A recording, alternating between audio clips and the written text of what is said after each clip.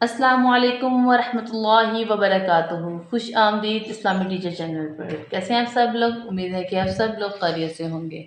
अल्लाह पाक से दुआ है कि अल्लाह पाक इसी तरह ही खुश रखे। वीडियो शुरू करने से पहले अगर आप लोग इस चैनल पर नए हैं तो आप लोगों से गुजारिश है कि इस चैनल को सब्सक्राइब कर लीजिएगा, बेल नोटिफिकेशन को ऑन कर लें ताकि हमारे आने वाली हर वीडियो की नोटिफिकेशन आप तक पहुँच जाए। इससे पहले हमने जितनी भी वीडियोस बनाई थी उनमें हमने बात की थी मुखारिज मुहक्कका के बारे में, यानी उनके अंदर ज़ुबान का भी दखल था, दांतों का भी दखल था और होंठों का भी दखल था। आज की वीडियो में हमने बात करनी है मुखारिज मुक़द्दरा के बारे में, जिनमें ना ज़ुबान का दखल होता है, ना होंठों का दखल होगा और ना दांतों का दखल होगा। इसीलिए हम इनको मुखारिज मुक़द्दरा कहते हैं। अब ये असल में बोलते किनको हैं? मुखारिज मुक़द्दरा बोलते किनको हैं? जिनका ताल्लुक जोफ़ दहन और ख़िशूम से हो। इन मुखारिज को मुखारिज मुक़द्दरा कहते हैं और इनको अदा करते वक़्त आवाज़ मुँह के खाली हिस्से से अदा होगी।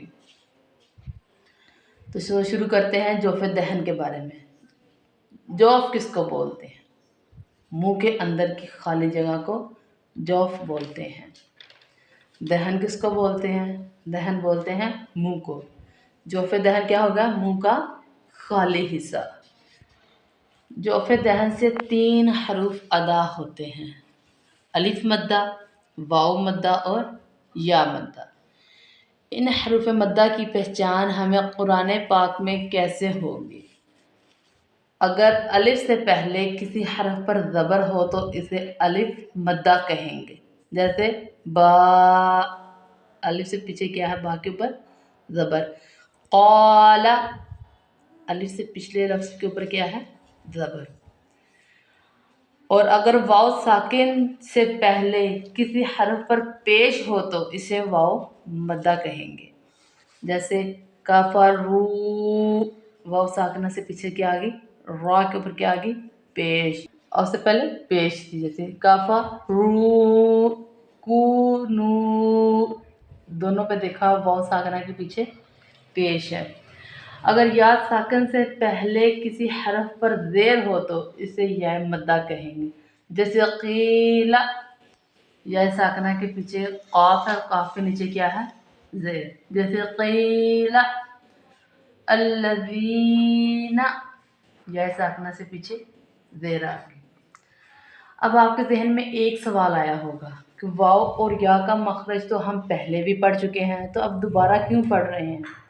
तो सामईन कराम, पहले जो और या का मखरज पढ़ा है वो गैर मद्दा के मखारिज थे, और ये जो आज हम पढ़ रहे हैं जोफ़ दहन, तो ये हरूफ मद्दा अलिफ वाव और या का मखरज है। तो अगर आप लोगों को जोफ़ दहन की समझ आ गई हो तो कमेंट बॉक्स में ज़रूर बताइएगा। अगर इसमें से कोई चीज़ मिस हो गई हो जिसकी आपको समझ ना आई हो तो प्लीज़ आप लोग कमेंट बॉक्स में ज़रूर पूछा करें ताकि हम आपकी और ज़्यादा रहनुमाई कर सकें। तो आप लोगों से एक छोटा सा सवाल है कि जब नबी पाक सल्लल्लाहु अलैहि वसल्लम की वालिदा माजिदा हज़रत बीबी आमना इस दुनिया से तशरीफ़ लेके गई तो उस वक़्त हमारे प्यारे आका हज़रत मोहम्मद सल्लल्लाहु अलैहि वसल्लम की उम्र मुबारक कितनी थी? आपके जवाब का इंतज़ार रहेगा।